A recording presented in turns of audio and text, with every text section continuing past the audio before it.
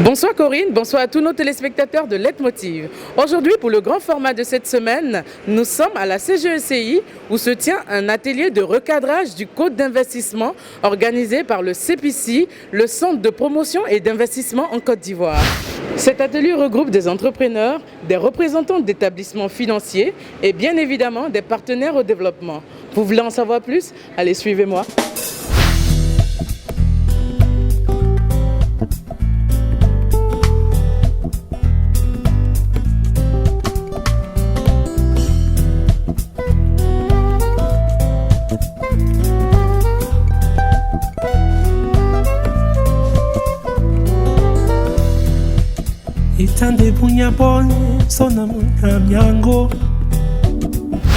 Chers amis, mesdames et messieurs, il m'est particulièrement agréable de vous souhaiter à toutes et à tous, au nom du président du conseil de gestion du CPC, la bienvenue à cet atelier de recadrage et de validation des propositions relatives à la disposition, aux dispositions réglementaires du Code des investissements.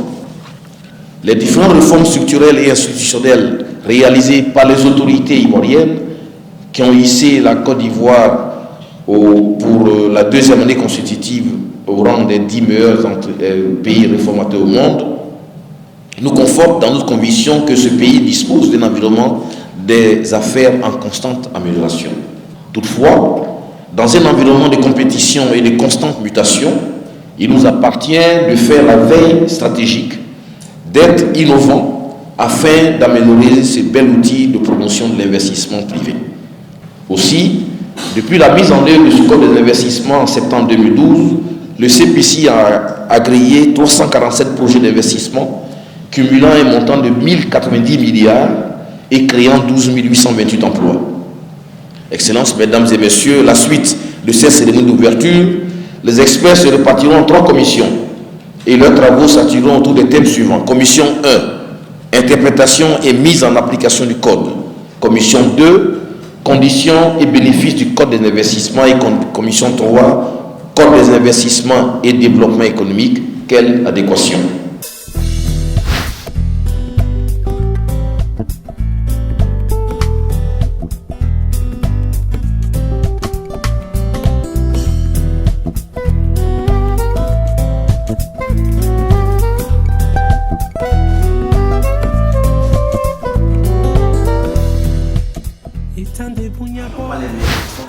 Quand on prend les conseils régionaux, moi je suis ministre de l'environnement, mais aller à l'intérieur de la Côte d'Ivoire, l'État n'est pas présent. C'est pas présentable. Moi je fais ma sécurité environnementale et tout, mais une fois par mois on balaye les villes. C'est ça.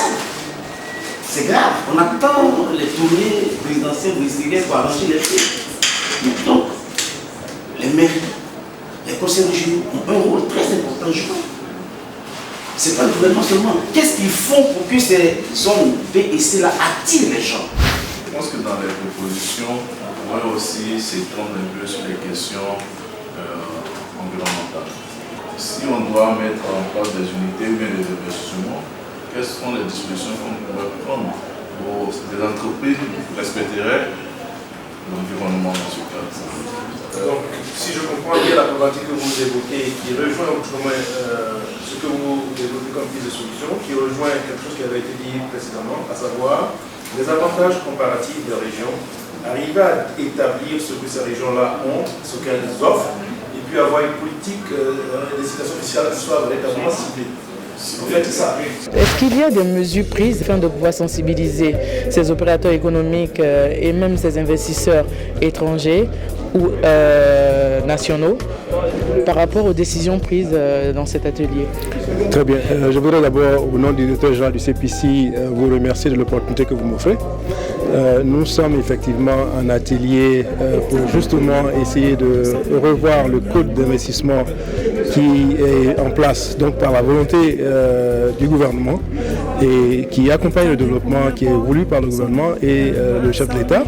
Et donc, bien évidemment, c'est un travail qui est fait dans un but unique de pouvoir accompagner le développement et surtout d'en informer ses acteurs principaux, notamment ceux qui sont des entrepreneurs, des investisseurs, soit accomplie ou même en herbe. Si on valide cette proposition-là, quelle serait la réécriture? Parce que je vois qu'en article 43 ici, on veut l'aligner à l'article 43 de l'ordonnance, je pense. Ça sera similaire. Parce que l'article 43 ici, il est assez simpliste, il est assez simple. Le régime d'agrément à l'investissement s'applique à tout le secteur d'activité, à l'exception, etc. Alors, nous sommes à la croisée des chemins où nous avons, pendant 5 ans, posé les bases de l'émergence 2020. Il était important qu'à ce stade où on est en train d'évaluer le plan national de développement en lui-même et rebâtir notre plan pour la période 2016-2020, il est important que les outils qui contribuent donc à l'investissement privé national puissent être aussi revisités. Et c'est l'objet aujourd'hui de réunir les experts pour qu'on revisite ce code et qu'on voie ce qui peut permettre son amélioration, son efficacité sur le terrain et surtout sa compétitivité, parce que nous sommes dans un monde où il y a la compétition des économies. Bon, aujourd'hui, nous avons créé le cadre institutionnel et administratif pour permettre effectivement en 24 heures de créer son entreprise. Aujourd'hui, nous envisageons dans les mois à venir d'offrir donc à ces jeunes et à toute la population ivoirienne la possibilité de créer son entreprise en ligne. Je crois que c'est un challenge et c'est une instruction de son Excellence Monsieur le Premier ministre que nous sommes en train de pouvoir relever. Mais au-delà de la création d'entreprise, c'est même cet engagement, je veux dire, du gouvernement d'aller à la dématérialisation des processus administratifs. Voilà Corinne, c'est ici que s'arrête notre grand format.